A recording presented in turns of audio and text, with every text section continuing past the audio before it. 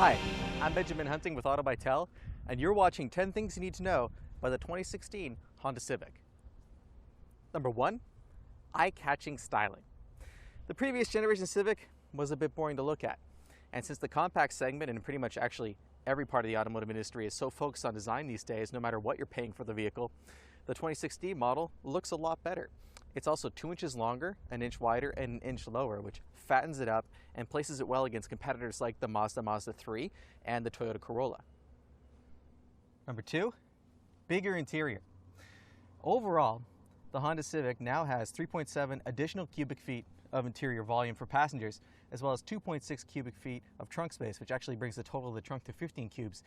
That's a decent size, even if you're a mid-size sedan, which this car is not. In the back seat, you've got another 2 inches of legroom, which is not palatial, but it is a big improvement over the previous version of the car, which is really all you can ask for when looking at the next generation of a compact sedan. Number 3, noise, vibration, and harshness. Those 3 words together are the bane of any engineer's existence, especially if you're up against a price cap like you are when designing an entry-level car. Honda has done what they can with the Civic to make it quieter inside than the previous generation. That means focusing on the glass, focusing on the strength of the materials like the steel that goes into the vehicle, improving welds, adding insulation, all that good stuff, which altogether has made the car quieter inside and smoother over rough pavement. Number 4, available display audio. This particular model is a lower trim level. Notice the manual transmission. It's also got the base engine under the hood. But you can order the Honda Civic with display audio, which gives you a kind of glassed over look on the center console, plus things like Android Auto and Apple CarPlay, which are 2 interfaces for your various mobile devices. I'm not a huge fan of Android Auto. I haven't tried CarPlay yet, but if you want them, they're there. You can also get navigation with the car, which is a big plus if you're looking, not to get lost. And overall, it's nice to see Honda kind of upping the ante in terms of what equipment is available with the Civic, one of its most affordable vehicles. Number 5, 2 new engines. As I just mentioned, this car comes with the base motor, which is a 2-liter, 154 horsepower, 4-cylinder. It also produces 138 pound-feet of torque. However, if you're looking for a little more power, you can go up to down to a 1.5-liter turbocharged 4-cylinder engine. That particular model adds 20 horsepower to the mix, bringing you to 174, and you also get 162 pound-feet of torque. Number 6, the 2016 Honda Civic is very fuel efficient.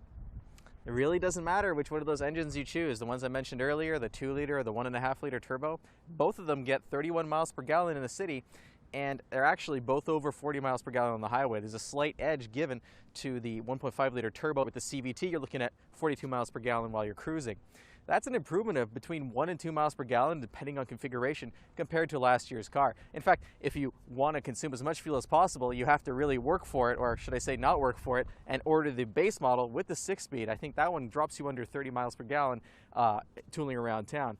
But it's an impressive accomplishment that Honda has been able to take the small displacement turbo and the larger 4-cylinder without a turbo and give them roughly the same fuel economy. That means if you don't have a ton of money to spend on the car and you can get out of the 6-speed manual and into the CVT, even with the base motor, you're doing okay with the 2016 Civic.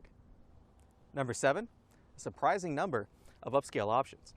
If you were to look at the order sheet of this car, you might have a hard time believing it's an entry-level compact, because you can get stuff like full-speed adaptive cruise control. There's a rear-view camera on every single model. You get lane keeping assistance. You get an automatic braking system with a forward collision warning. There is a catch, and that is that you have to order the continuously variable automatic transmission to even think about getting any of that gear, except of course the rear-view camera, which is standard across the board. Number 8, decent but not sporty handling.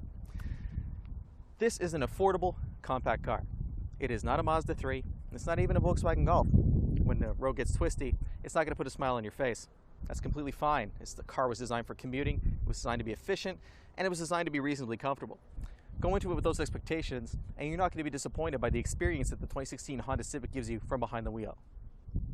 Number 9, a Civic Si is coming, and maybe a Type R.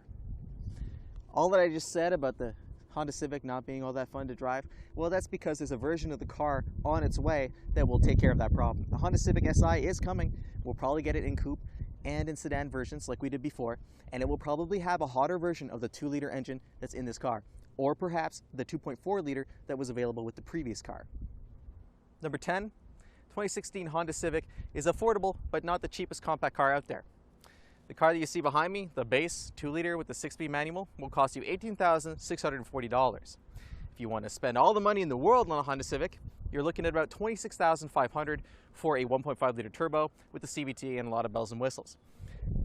Thank you for watching 10 things you need to know about the 2016 Honda Civic for Auto by Tel.